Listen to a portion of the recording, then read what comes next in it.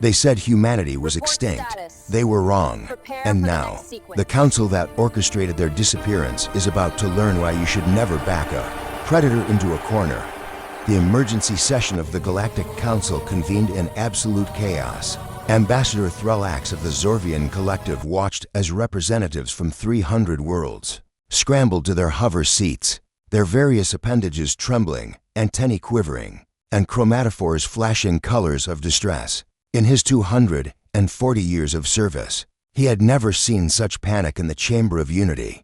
High Chancellor Morostin, a towering crystalline being whose species had led the Council for millennia, activated the central holographic display. The image that materialized sent a wave of horrified silence through the chamber. It was a ship, but not just any ship. It bore the unmistakable design philosophy that had been banned, erased, and forbidden from all galactic records for the past 3 centuries. Human design. This transmission was received at 0600 hours, Galactic Standard Time. Morostin's resonant voice carried through the chamber, each word carefully measured despite the fear that radiated from his crystalline core. The vessel appeared at the edge of the Kepler expanse, exactly where our projections indicated the human diaspora fleet would be if they had survived. Ambassador Thrullax felt his 3 hearts accelerate in an unsynchronized rhythm. Survived. That word carried implications that threatened to unravel 3 centuries of carefully constructed galactic peace. The peace that had been purchased with humanity's removal. That's impossible. High Inquisitor Vexener hissed, her serpentine form coiling tighter around her council seat. We ensured their extinction. The bioplague was engineered specifically for their carbon-based physiology. There were no survivors. Our surveillance confirmed complete planetary sterilization across all human colonies. Apparently, Morostin replied with a coldness that seemed to lower the chamber's temperature. We were mistaken. The hologram shifted, and audio crackled to life. Every being in the chamber leaned forward, unable to resist the magnetic pull of that forbidden voice. The voice of a species that should not exist.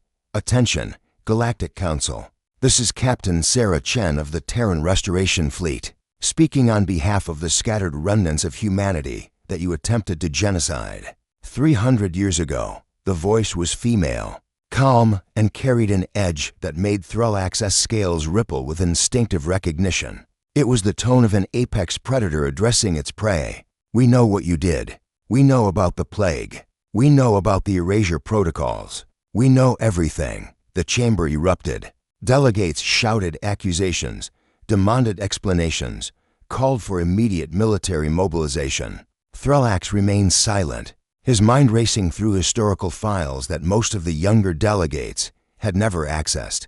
Files about why humanity had been targeted in the first place.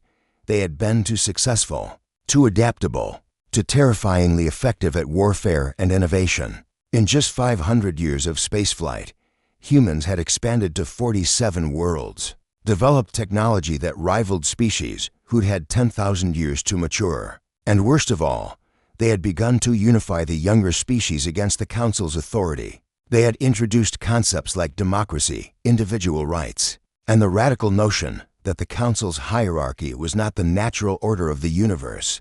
So the Council's inner circle had made a decision, a final solution to the human problem. A designer plague, released simultaneously across all human worlds during their celebration of something they called New Year's Eve.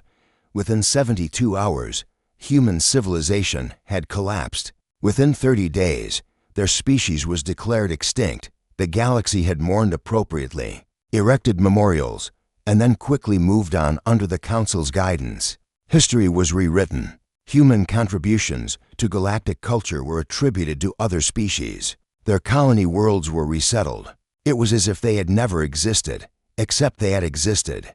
And somehow, impossibly, they still did. Silence. Morostin's voice boomed with amplified resonance, and the chamber reluctantly quieted. Continue the transmission. Captain Chen's voice resumed.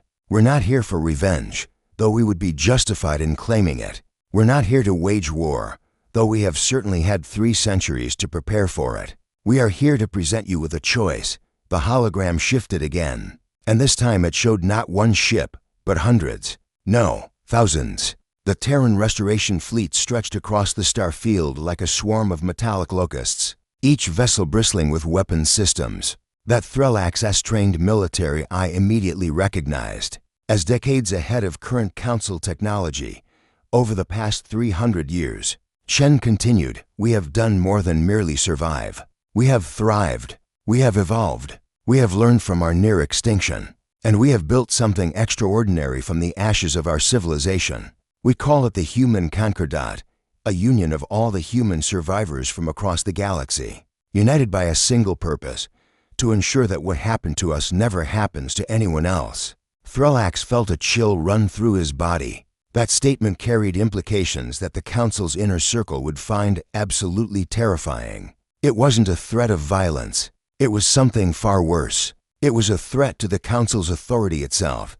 We are issuing a formal demand. Chen's voice hardened. Within 30 galactic standard days, the Council will convene a full assembly, including representatives from all member species, not just the elite few who sit on the High Council. At that assembly, the Council will admit to its genocide of humanity. It will reveal the truth about the erasure protocols, and it will submit to the formation of a new galactic charter, one that includes checks and balances on the Council's power, and guarantees the rights of all sentient species.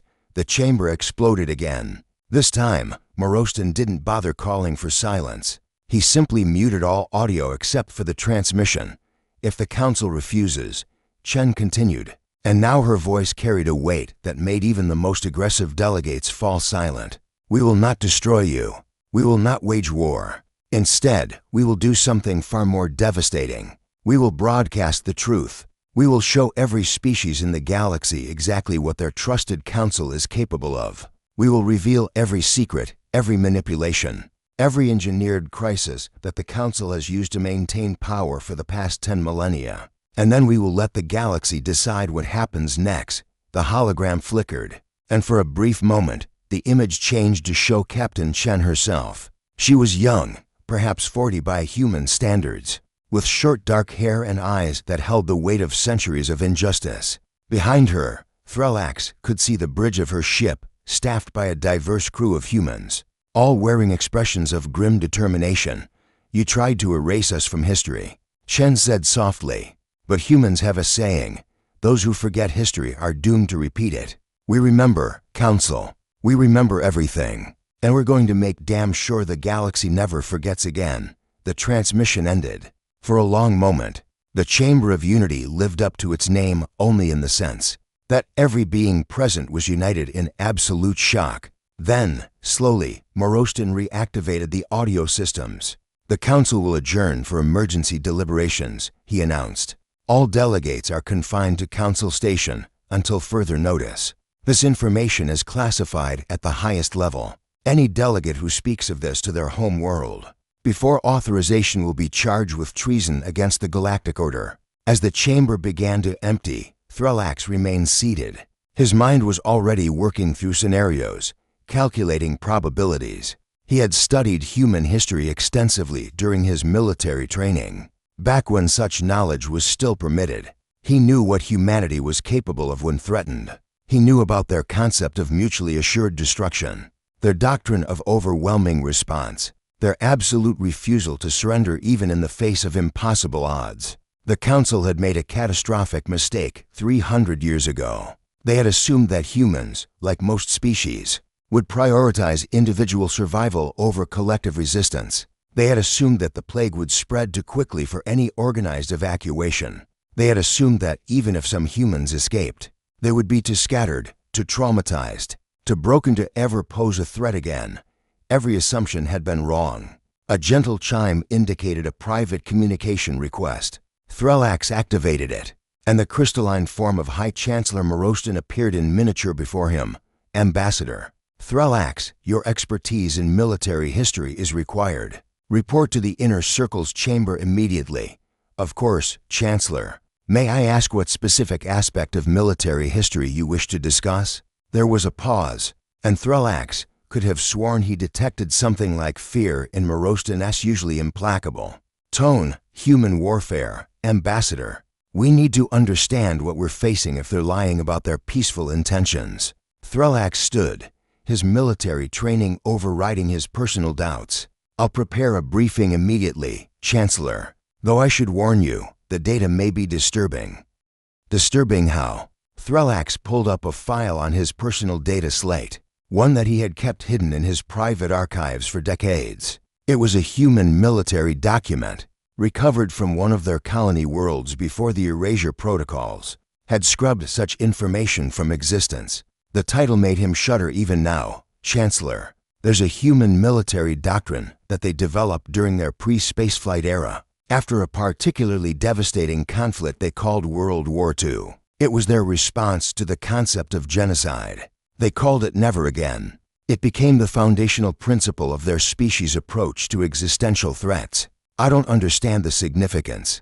"Ambassador, the significance, Chancellor, is that when humans say never again, they don't mean it as a hope or a wish. They mean it as an absolute promise. They would rather die to the last individual, destroy their own worlds, and burn the galaxy to ash than allow themselves or any other species to face extinction again." Threlax paused, letting that sink in. And they just spent 300 years preparing to keep that promise. Moroston's crystalline structure pulsed with colors that Threlax had never seen before. It took him a moment to identify them. It was the crystalline equivalent of Goan Pale. "How many of them do you think survived, Ambassador?" Threlax pulled up the tactical analysis of the Terran Restoration Fleet, running numbers through his combat calculation matrices. The size of the fleet, the distribution of vessel types, the infrastructure required to support such a force, based on fleet composition and assuming standard logistical requirements. I estimate the human Concordat numbers somewhere between 800 million and 1 billion individuals, out of an original population of 43 billion, Chancellor. They lost 95% of their species. The hologram flickered, and Threlax could tell that Moroston was accessing historical records, probably reading the same files that Threlax had studied years ago. Files about human history, human warfare, human resilience. "Ambassador, I'm reading about something called the Jewish Holocaust in human history, a genocide carried out by a faction of their own species, killing millions. It says here that the survivors spent decades hunting down those responsible, that they created an entire organization dedicated to ensuring justice was served, that they never stopped until every perpetrator faced trial." "Yes, Chancellor, that's correct, and I'm reading about something called nuclear weapons, which humans developed and used against their own species, and then spent decades in a state of mutually assured destruction, rather than surrender their sovereignty to a global government." "Also correct, Chancellor, and I'm reading about human resistance movements, about how they continued fighting even when their cities were destroyed, their populations decimated, their chances of victory statistically impossible." "Yes, Chancellor. Humans have a peculiar relationship with impossible odds. They tend to take them personally." The hologram of Moroston seemed to dim. "Ambassador, what is your professional military assessment of this situation?" Threlax had been dreading that question. His 3 hearts synchronized for a moment, beating in a pattern that his species associated with acceptance of unpleasant truths. "Chancellor, my professional assessment is that we are facing an enemy that has spent 3 centuries preparing for this exact moment. They have had time to heal, to plan, to build, and to cultivate a level of focused determination that most species cannot sustain for even a single generation. They claim they want peace and reform, but they have positioned themselves to wage total war if necessary. And if we refuse their demands, then they will do exactly what they promised. They will reveal the truth, and when they do, they won't just be exposing us to the galaxy. They'll be positioning themselves as the liberators, the victims who survived in return to free everyone else from our tyranny. Every species that has ever felt oppressed by the Council, every world that has chafed under our regulations, every faction that has questioned our authority will rally to their cause. So we give in to their demands, allow them to dismantle the system that has maintained galactic peace for 10,000 years. Threlax considered his next words carefully. What he was about to say could be considered treason, but he had sworn an oath to serve the truth. Not just the Council. "Chancellor, I would argue that we haven't maintained peace. We've maintained control. There's a difference. And now that control is being challenged by the one species we thought we'd eliminated. He paused, pulling up another human document, this one a philosophical text. There's a human quote that I think is relevant here. It's from one of their leaders, a man named Abraham Lincoln. He said, "A house divided against itself cannot stand." Chancellor, our house has been divided for millennia. We've ruled through fear, manipulation, and the suppression of younger species. We've maintained our hierarchy not through merit or wisdom, but through the simple advantage of being first. You sound like a human sympathizer, ambassador.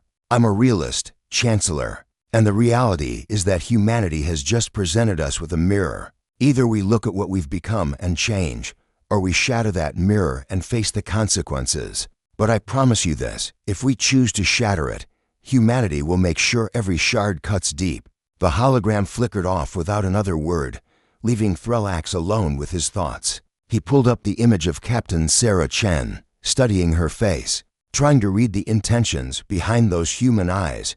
300 years. That was enough time for trauma to become mythology, for anger to become purpose, for scattered refugees to become a unified force. The humans had taken everything the galaxy had thrown at them and forged it into something new. His data slate chimed with an incoming message from his own government, marked with the highest security classification. He opened it and felt his scales go cold. Ambassador Thrallax, by order of the Zorvian High Command, you are instructed to make contact with the human fleet and establish preliminary diplomatic channels. Your species remembers the humans differently than most. We remember the trade alliances, the cultural exchanges, the human scientists who helped us cure the red fever that nearly destroyed our world.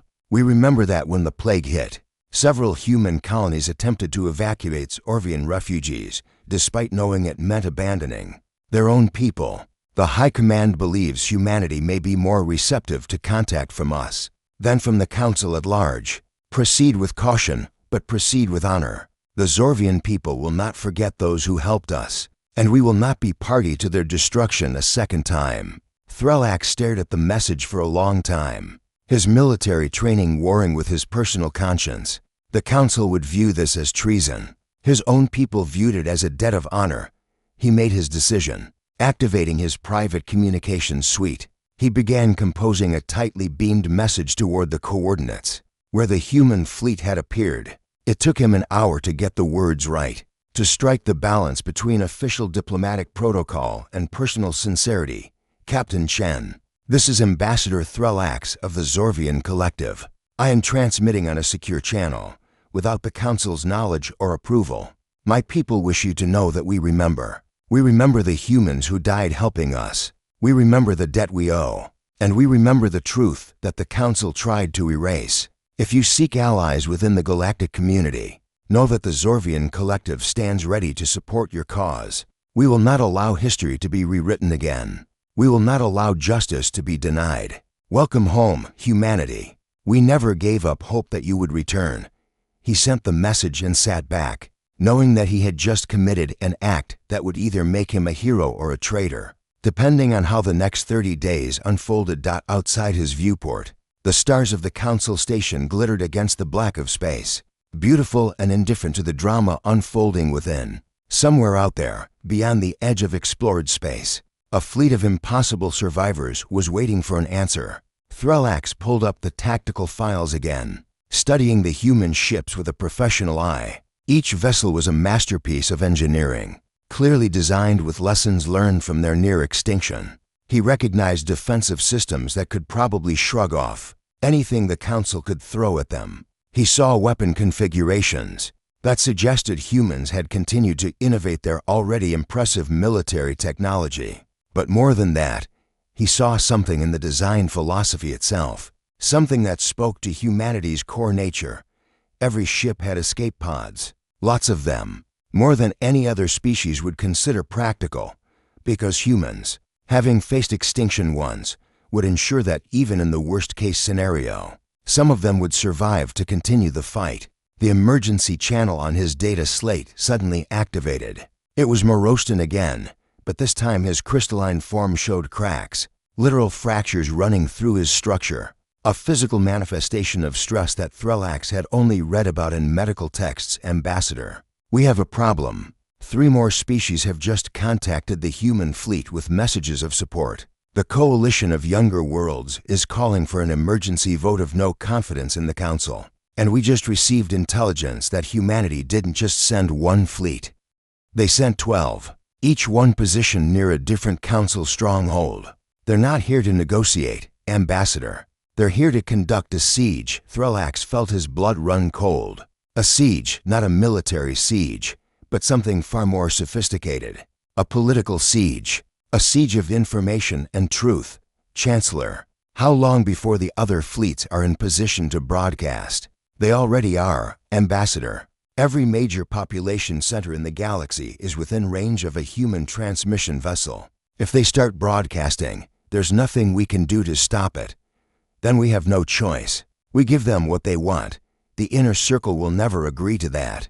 Too many of our members were directly involved in the erasure protocols. They'll face prosecution, possibly execution depending on the laws of their home worlds. Then the inner circle will have to decide what they value more, their personal freedom or the survival of the Galactic Order. Threlax stood, his military bearing taking over. Chancellor, with respect, you need to understand something about humans that most of the Council has never grasped. They don't bluff. When they make a threat, they've already calculated every possible response and prepared for all of them. If they say they'll broadcast the truth, they will. And when they do, the galaxy will burn.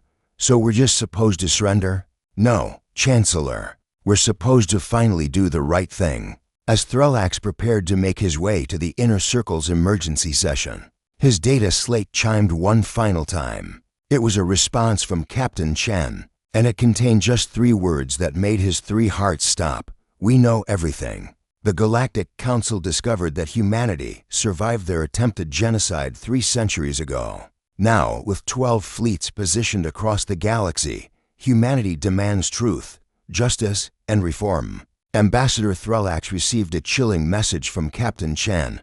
We know everything. The Inner Circle's chamber was unlike any other room in Council Station. While the public Chamber of Unity was designed for transparency, with its soaring ceilings and holographic displays visible to all delegates, the Inner Circle met in a cramped, heavily shielded room that existed in complete informational darkness.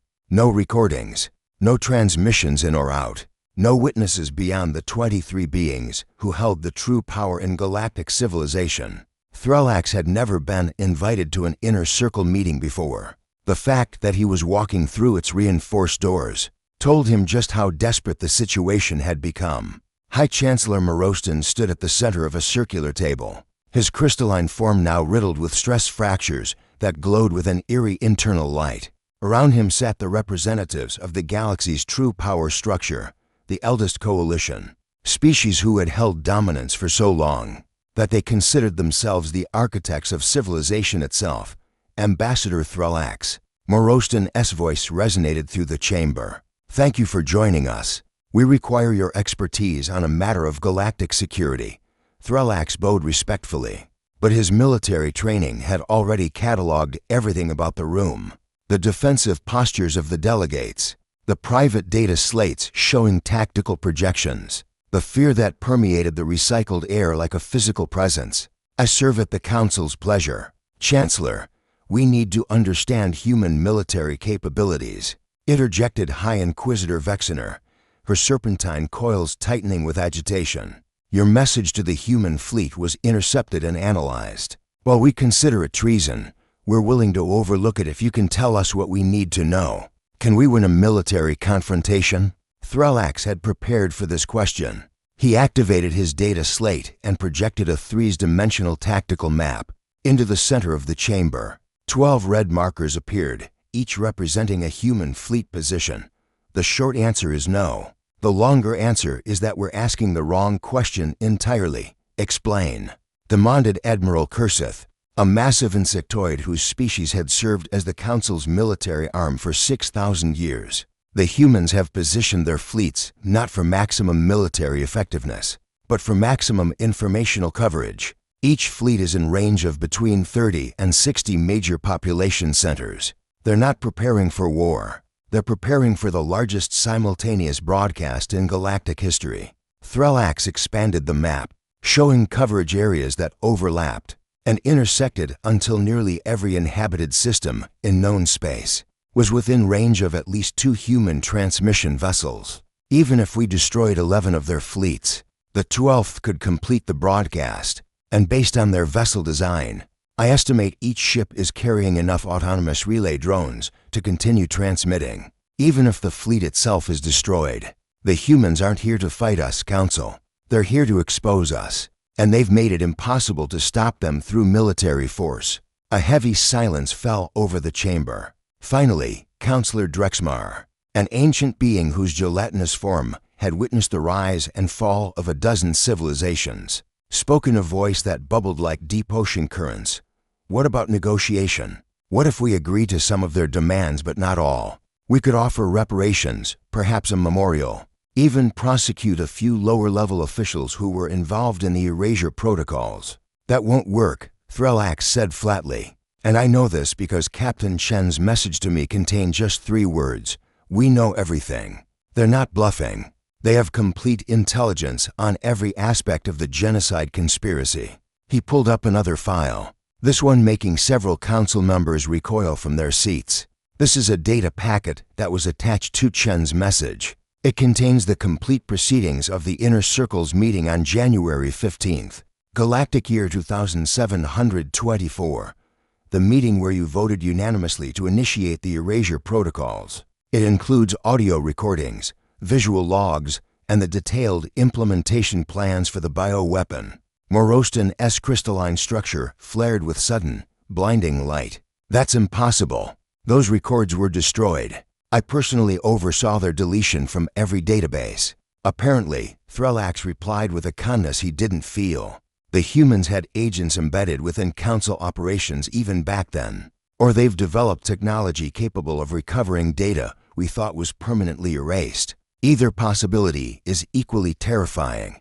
The chamber erupted into chaos. Accusations flew. Ancient alliances fractured in real time as Council members turned on each other, each trying to minimize their own complicity while maximizing others. Thrallax watched the spectacle with a mixture of satisfaction and sadness. This was what happened when those who ruled through secrets and lies finally faced exposure. A new voice cut through the chaos, cold and calm. Perhaps we should simply eliminate the problem at its source. Every head turned toward Supreme Military Commander Zielther, a being whose species had evolved in the crushing gravity of a super-Earth, making them nearly indestructible by conventional weapons. His four eyes glowed with what his species considered strategic clarity. We have 300 antimatter warheads in reserve.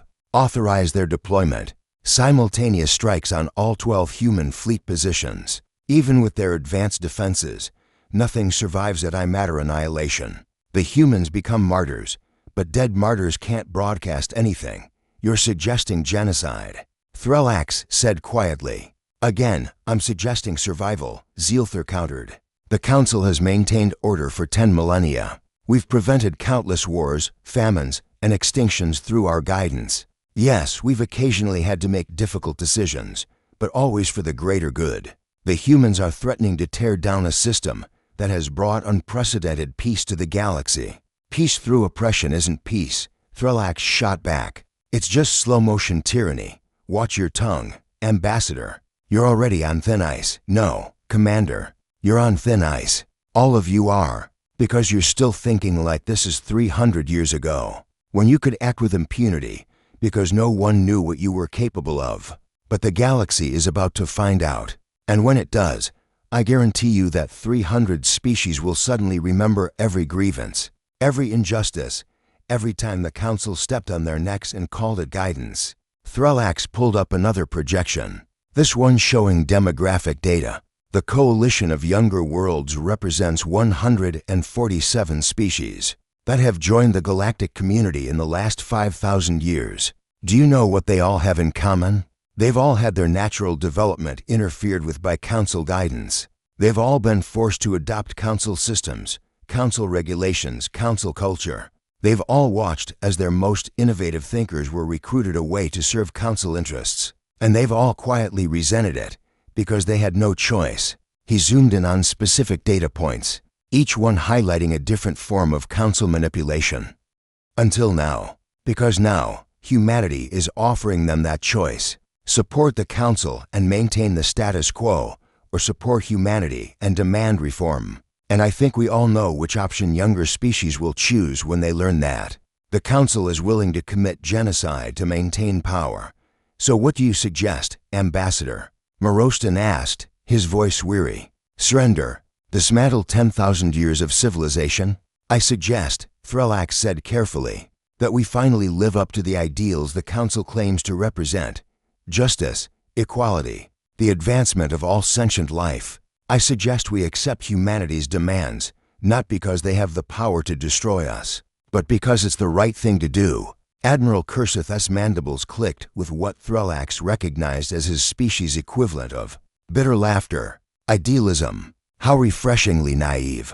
Ambassador, do you know why the Council has survived for 10 millennia? Because we understand that power, once gained, must be maintained at any cost. Relinquish power, and you invite chaos, or a new voice interrupted from the chamber's entrance. You invite evolution. Every being in the room turned to see an unauthorized figure standing in the doorway. It shouldn't have been possible. The inner circle's chamber was protected by 17 layers of security, including genetic locks, quantum encryption, and AI sentries that could identify and neutralize threats in nanoseconds. And yet there stood Captain Sarah Chen, flanked by 2 human Marines in powered armor that looked like it could shrug off anything short of a direct antimatter hit.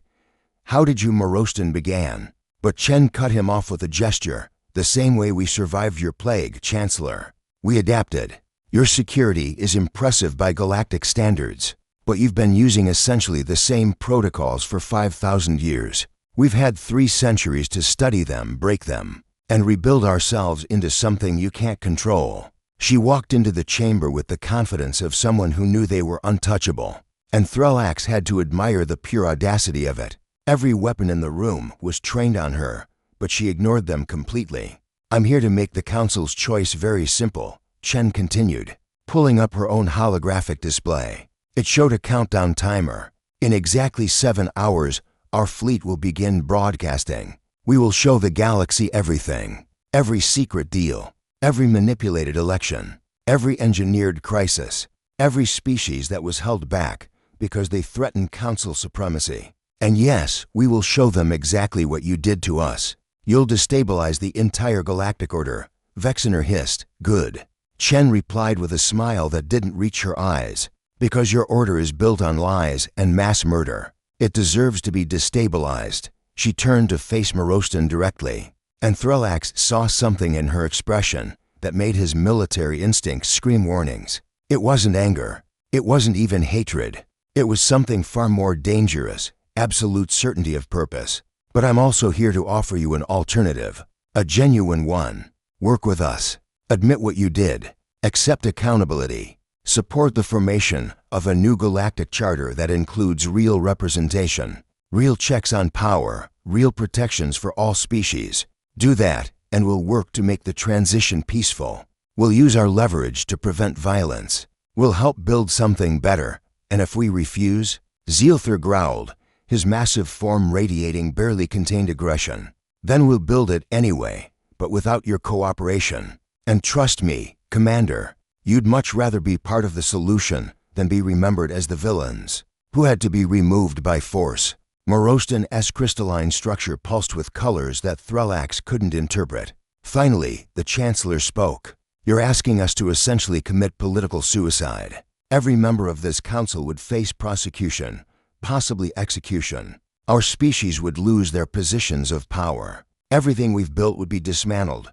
Yes, Chen said simply. That's exactly what I'm asking, because that's what justice requires. You tried to exterminate my entire species because we threatened your power structure. 21 billion of my people died screaming in their sleep as your bioweapon liquefied their organs from the inside out. 21 billion, Chancellor. Men, women, children, infants. All dead because you decided they were inconvenient. The chamber fell silent. When Chen spoke again, Her voice carried the weight of 3 centuries of grief, rage, and iron determination.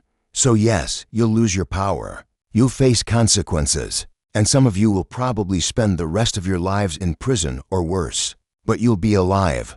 Your species will be alive. And maybe, just maybe, you'll help create a galaxy where no one ever has to fear that their entire civilization can be erased because it made the wrong people uncomfortable. She turned to leave, then paused at the doorway. Oh, and one more thing. We know about the antimatter warheads, Commander Zielther. We've had countermeasures in place since before we even made contact. Every one of your weapon platforms is currently being monitored by human stealth vessels. If you try to use them, they'll be neutralized before they can launch. We've thought of everything, because we've had 300 years to think of nothing else. After Chen left, the chamber remained frozen in stunned silence for a full minute. Then Counselor Drexmar began to laugh, a bubbling sound that built until his entire gelatinous form was shaking. Something amusing you? Counselor? Morostin asked coldly. Don't you see? Drexmar wheezed between laughs. We created them. We forged them in fire and genocide and made them into exactly what we feared most. We gave them 300 years to perfect their rage, their technology, their strategy. We turned them into an enemy that we cannot defeat, cannot outmaneuver, cannot destroy. And the worst part? They're not even wrong. Everything Chen said is true. We are villains. We just had the luxury of writing the history books so no one knew it. The ancient being's laughter faded into something that sounded like sobbing. I voted for the erasure protocols. I believed we were doing the right thing, preserving the Galactic Order. But I see now that we were just preserving our own power. And now that power is being taken away, not by force, but by truth. It's almost poetic. Threlax watched as the reality of the situation finally sank in for each council member. Some raged, some wept, some simply sat in numb silence. But one by one, they each came to the same conclusion. They had lost, not because humanity was stronger, not because humanity had better weapons or faster ships or superior tactics. They had lost because humanity had something the council couldn't counter, the moral high ground, and the will to use it. Finally, after what felt like an eternity, Morostin spoke. We will hold the full Galactic Assembly as the humans demanded. We will admit to our crimes. We will face justice. His crystalline form seemed to dim, the light within fading. And we will hope that the galaxy is more merciful than we were. Some of us won't survive the trials, Vexener said quietly. My species was instrumental in designing the bioweapon. They'll demand blood. Then we give them blood, Morostin replied. It's what we deserve.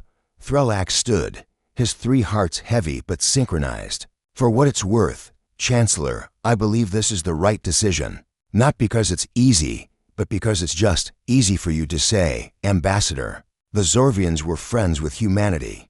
You'll probably be celebrated as heroes for standing with them, perhaps, Threlax acknowledged. But we'll also have to live with the fact that we didn't stand with them when it mattered most, that we allowed the genocide to happen without protest, that we benefited from the silence that followed. None of us are innocent in this, Chancellor. We just get to choose whether we're villains who learn nothing, or villains who finally chose to change. The meeting adjourned shortly after. As Threlax made his way back to his quarters, his data slate chimed with incoming messages from across the galaxy. The coalition of younger worlds had officially withdrawn their support from the Council. Pending the full assembly, 17 species had announced they would be sending witnesses to testify about Council manipulation. The Zorvian High Command was preparing a formal alliance offer to the human Concordat. The galaxy was already changing, and the broadcasts hadn't even begun yet. When he reached his quarters, Threlax found another message from Captain Chen. This one was longer, more personal. Ambassador Threlax, thank you for your courage in reaching out to us. The Zorvian people will always have humanity's friendship and respect. You helped our people when you had nothing to gain and everything to lose. That's what we remember. Not that you failed to stop the genocide, but that you tried to save who you could.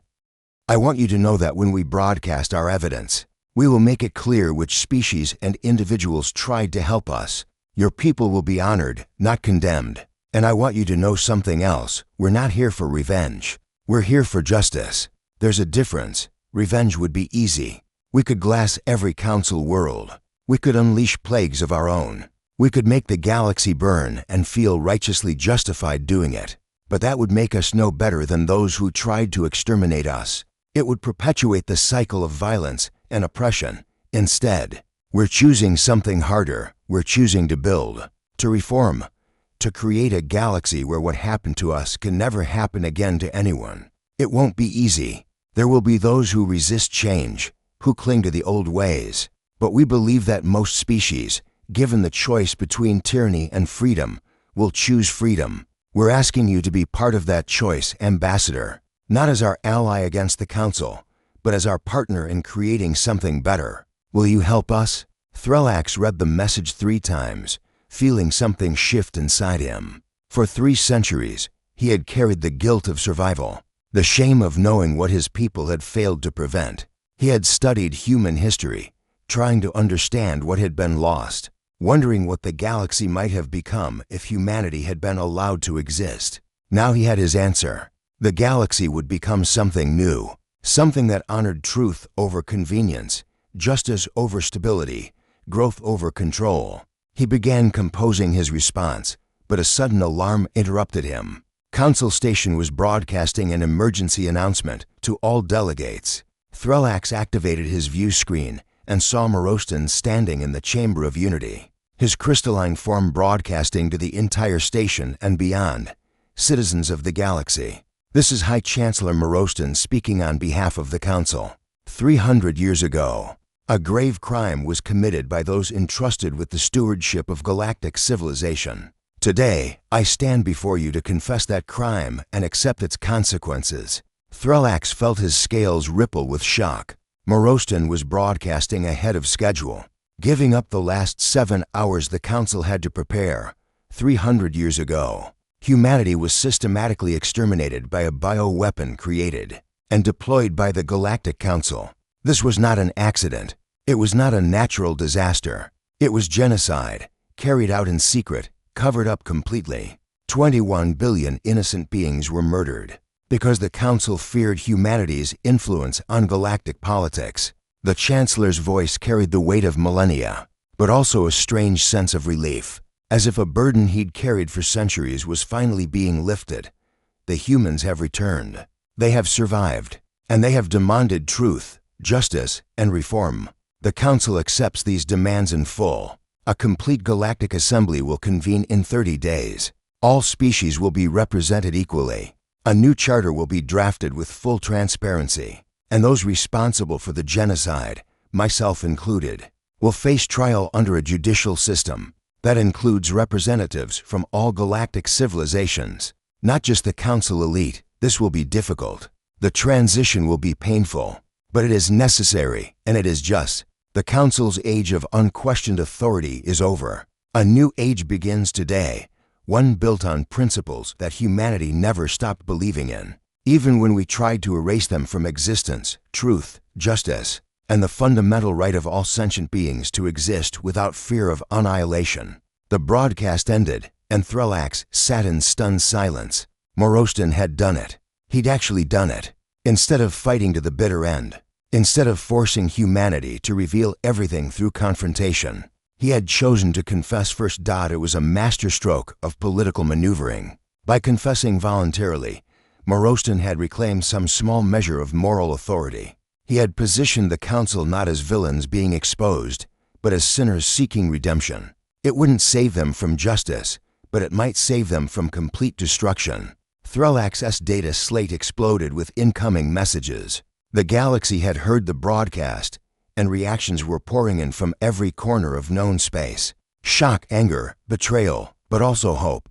Hope that maybe, just maybe, the galaxy could become something better. He pulled up a live feed of the human fleet. Each vessel had activated its external illumination, thousands of ships blazing like stars against the black of space. It was a display of power, but also a celebration. They had won without firing a shot.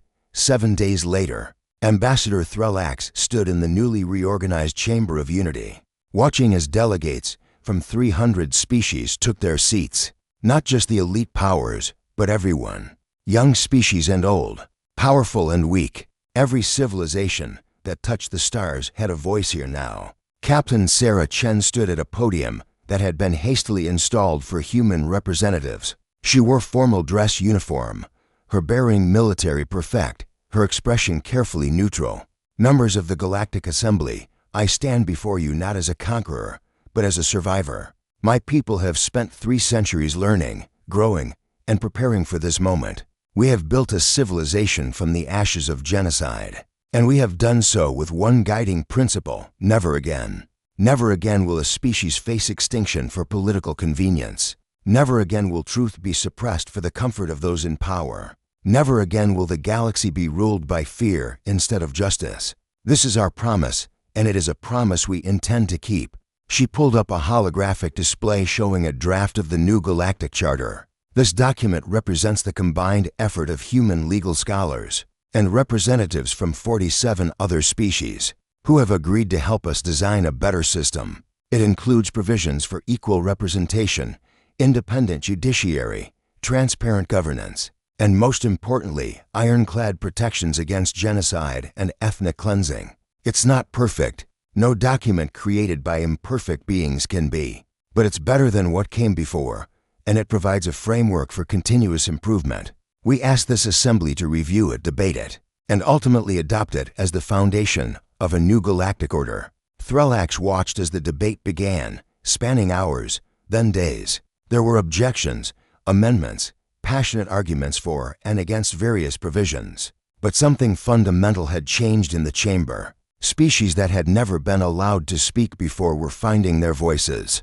Ideas that would have been suppressed under the old council were being debated openly. It was messy. It was chaotic. It was exactly what democracy looked like. On the 15th day of the assembly, the charter came to a vote. 267 species voted in favor. 28 voted against. 5 abstained. The new Galactic Order was born. 2 months later, the trials began. High Chancellor Morostan and 17 other members of the Inner Circle faced charges of genocide, conspiracy, and crimes against sentience. The proceedings were broadcast across the galaxy, ensuring that everyone could witness justice being served. Threlax testified as a witness, providing technical military analysis of the genocide's planning and execution. It was painful, revisiting those dark days, but necessary. The galaxy needed to understand exactly what had been done in their name.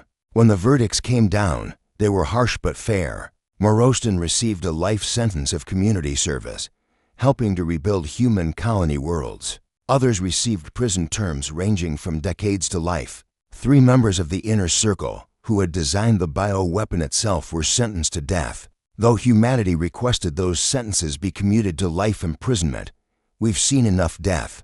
Captain Chen said at the sentencing hearing, "Let them live with what they've done. Let them spend their remaining years trying to make amends. That's a harder punishment than oblivion."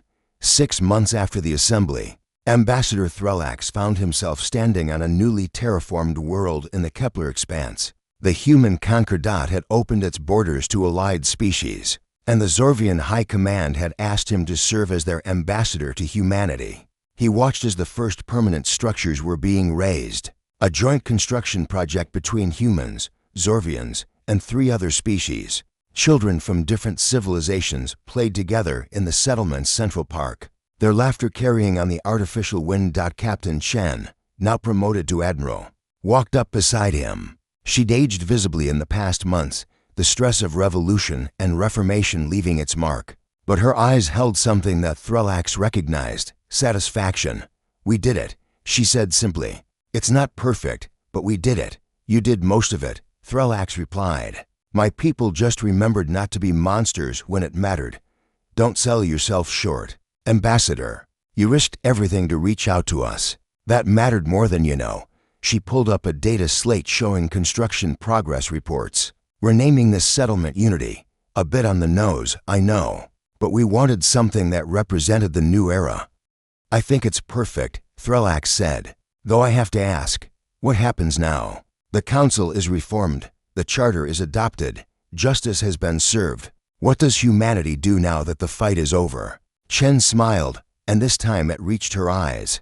We do what humans have always done, Ambassador. We build, we explore, we dream, we reach for the stars and see what we can become. She gestured at the settlement taking shape around them.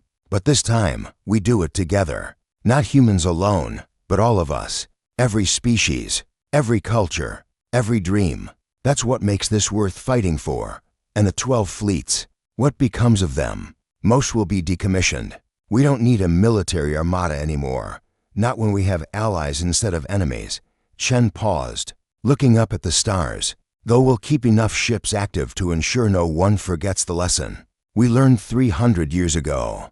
Power must always be balanced. Authority must always be checked. And species that value freedom must always be ready to defend it. Thrallax followed her gaze to the stars, thinking about all the civilizations out there. All the potential allies and friends humanity had fought so hard to protect.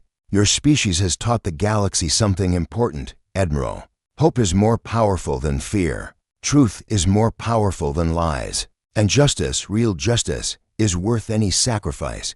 We didn't teach the galaxy that, Ambassador. We reminded it. Those principles existed long before humans ever left Earth.